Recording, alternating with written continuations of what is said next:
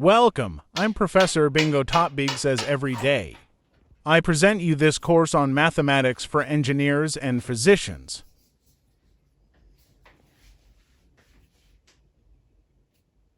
Monsieur, bonsoir.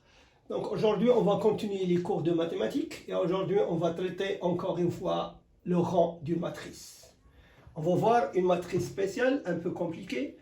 B, soit la matrice B, 4 fois 4, moins 1, 2, 1, 3, 2, 0, moins 3, 1, 5, moins 2, moins 7, moins 1, 0, 4, moins 1, 7. Et on cherche le rang de cette matrice par le procédé de transformation et de simplification. Donc, il consiste alors à transformer cette matrice en procédant au changement de ligne, multiplication d'une ligne par n différent de 0 et l'addition d'une ligne multifacteur par une autre ligne. Ces modifications n'ont aucun effet sur la valeur réelle de cette matrice.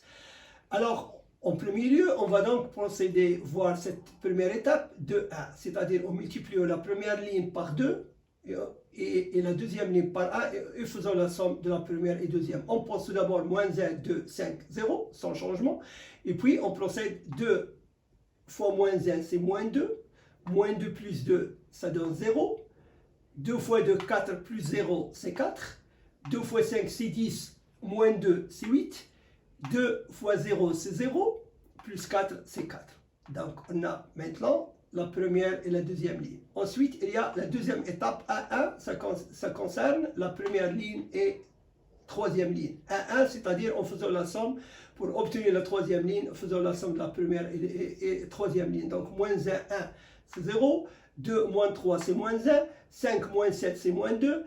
0 moins 1, c'est moins 1. Donc, on a maintenant obtenu la troisième ligne. Ensuite, pour passer la quatrième ligne, on va donc, ça concerne cette étape, 3, 1, 3, la première ligne, et 1, c'est la quatrième ligne. Qu'est-ce que ça veut dire? En multipliant la première ligne par 3 et faisant la somme pour obtenir la quatrième ligne. Donc, qu'est-ce qu'on va faire? On va multiplier alors 3 fois moins 1, c'est moins 3. Moins 3 plus 3, c'est 0. 3 fois 2, c'est 6. Plus 1, c'est 7. 3 fois 5, c'est 15. Alors ça donne 14, et 3 fois 0, c'est 0, plus 7, c'est 7. Maintenant, on a obtenu, dans cette première opération, moins 1, 2, 5, 0, 0, 4, 8, 4, 0, moins 1, moins 2, moins 1, 0, 7, 14 et 7.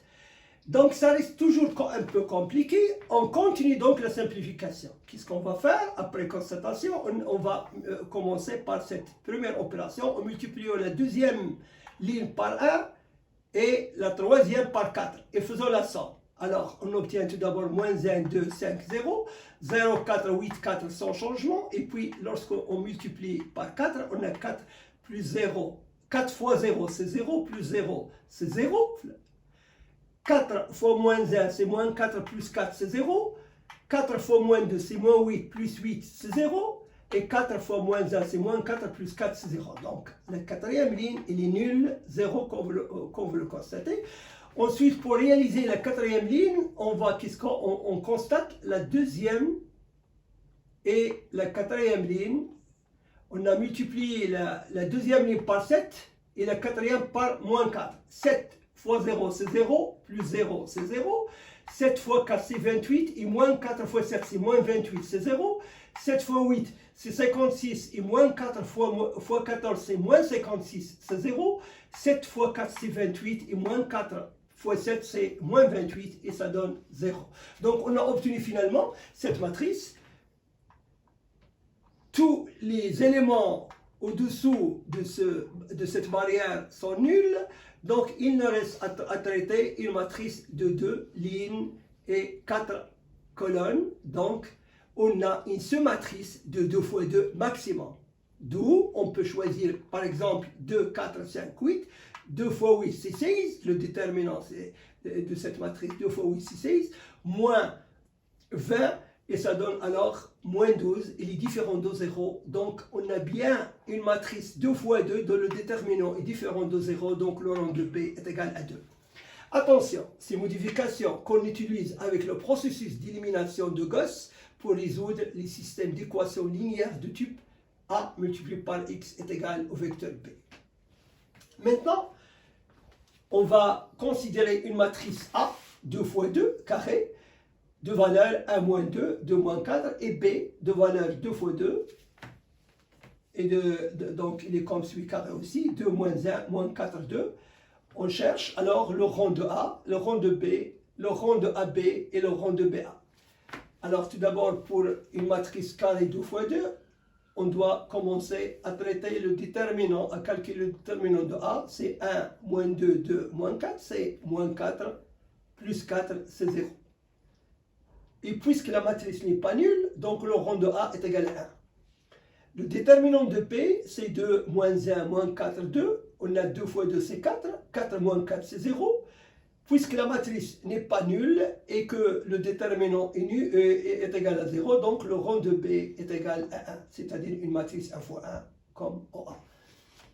AB, en multipliant, donc on réalise tout d'abord le produit AB, c'est 1 moins 2, 2 moins 4, multiplié par B, 2 moins 1 moins 4, 2, et on obtient une matrice nulle, 0 partout, est égal à 0. Dans ce cas-là, puisque la matrice elle est nulle, donc son rang, le rang de AB est égal à 0. Automatiquement, on le déduit, si la matrice est nulle, le rang de cette matrice est égal à 0. BA, c'est 2 moins 1 moins 4, 2, multiplié par 1 moins 2, 2 moins 4, c'est 10, 20, moins 5, moins 10. Le déterminant de BA aussi, c'est 10 fois moins 10, c'est moins 100, plus 100 est égal à 0. Elle est égal à 0. Et puisque cette matrice, sa valeur n'est pas nulle, donc le rang de BA est égal à 1, comme le premier cas et le deuxième cas. La constatation. Alors, on constate que le rang d'un produit AB, il est inférieur ou égal au maximum du rang de A au rang de B. Maintenant, à partir de cette étape-là, on va traiter les matrices carrées. Et dans les prochains cours, on ne traite que les matrices carrées dont on a besoin. Alors, soit A, M fois N, dont M est égal à N. A1, A2, A3 jusqu'à AN, et puis A1, A2, 2, 3, etc. On a, comme vous le constatez en diagonale, on a A11, A22, A33, A44, ANN.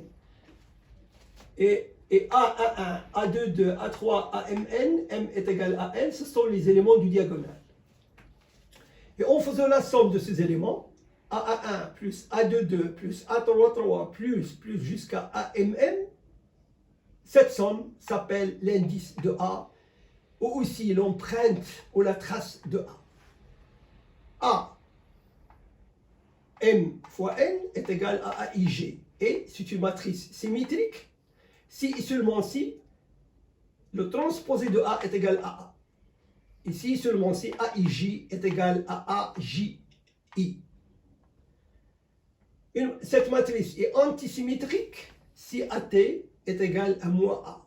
Ici seulement si aussi, on peut l'écrire d'une autre manière, AIJ est égal à moins AJI.